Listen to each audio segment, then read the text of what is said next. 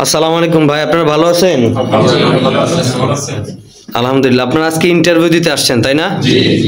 আচ্ছা, ইন্টারভিউতে কিছু নিয়ম কানুন আছে, এই নিয়ম কানুনগুলো আপনাদেরকে বলার জন্য মূলত ভিডিওটা করা। প্রথম নিয়ম কানুন হচ্ছে, আমরা কিন্তু ইন্টারভিউ নিচ্ছি সম্পূর্ণ ফ্রি, ইন্টারভিউর জন্য কোনো টাকা লাগে না। এবং আপনি ইন্টারভিউতে পাশ করার পরে ভিসার জন্য কোনো টাকা দিতে হবে না।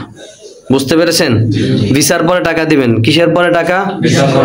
ভিসার পরে টাকা। আপনাদের কাছে কি টাকা চাইছে? টাকা চাই নাই। ভিসার পরে টাকা, ভিসার আগে আপনাদেরকে 1 টাকাও পেমেন্ট করতে হবে না। যারা ইন্টারভিউ দিবেন, ইন্টারভিউ দেওয়ার পর ইন্টারভিউতে সিলেকশন হলে, সিলেকশন হওয়ার পর মেডিকেল করতে হবে, মেডিকেল করে আমাদের সাথে ডিড ডকুমেন্টস করতে হবে। সময় লাগবে 3 থেকে 4 মাস। কয় মাস?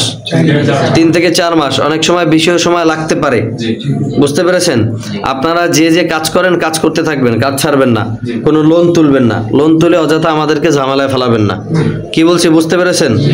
যে ডেলিগেট ইন্টারভিউ নিবে, ডেলিগেট আপনাদের পাসপোর্ট রেখে দেবে, পাসপোর্ট রেখে দেবে, আপনাদেরকে কিন্তু পাসপোর্ট দেবে না। আপনাদের যদি কোনো কথা থাকে বা ইন্টারভিউ না দিতে চান, তাহলে আগের থেকে বলতে হবে। যদি আপনি ইন্টারভিউতে না টিকেন, ডেলিগেট আপনাকে পাসপোর্ট দিয়ে দেবে। বুঝতে পেরেছেন? আপনারা কোন কোম্পানিতে ইন্টারভিউ দিচ্ছেন? Transguard company.